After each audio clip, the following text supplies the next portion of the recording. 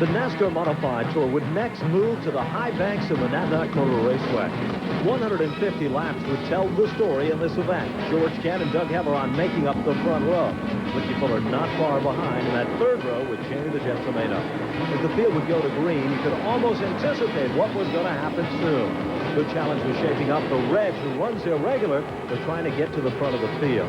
It was then a challenge for the lead when Eddie DeHunt would get crossed up in the middle of the pack, and that would send a mad scramble. Mike Stefanik was stuck on the outside. Then it was Jeff Fuller who was trying to make the bottom lane work. Couldn't quite do it, and contact was almost made. The Reg was picking him off one at a time, when suddenly it was DeHunt who would spin.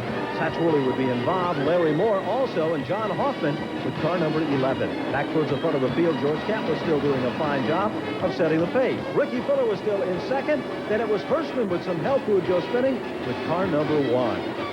George Kent's impressive lead had subtly vanished. Ricky Fuller was trying to take command of things. The Reg wasn't far behind. Fuller got bounced around a bit.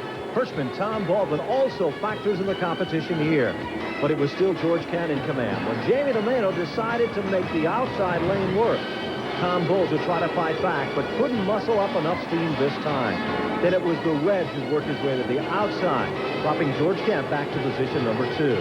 Jamie the Jet was also running very, very strong as a factor as he would run to the outside and battle for the third spot. Ricky Fuller get crossed up. Mike Iwanitsko down through the infield. He'd lose almost a position as they'd head back to the turn. Tom Baldwin was a factor when suddenly Jeff Fuller would spin. Doug Heveron would back into him with car number 3.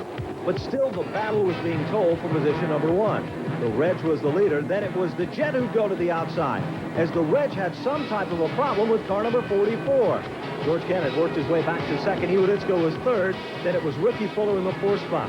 Tom Bowles with some help would go around with car number 76. No severe damage done here, but enough to create a problem. But for the Jet, it would be a great day. His first Modified Tour victory at Monadnock Motor Raceway. Jamie the Jet Tomato's point lead was expanding with the victory from the high banks. It was obvious to see that the Jet was happy and pleased. He now set in the number 1 spot after 8 events run on the NASCAR Winston Modified Tour. Tomato would lead with 12:17 over George Kent with 11:75. Then it was Ricky Fuller, Tom Bowles, and Mike Iwanitsko. 6th through 10th on the Modified Tour saw Jeff Fuller in the 6th spot over Doug Heveron. Satchworley was 8th. Mike Stefanik, the defending champion, was 9th. And Tony Hirschman, after recovering from the injury, was now setting in the 10th spot.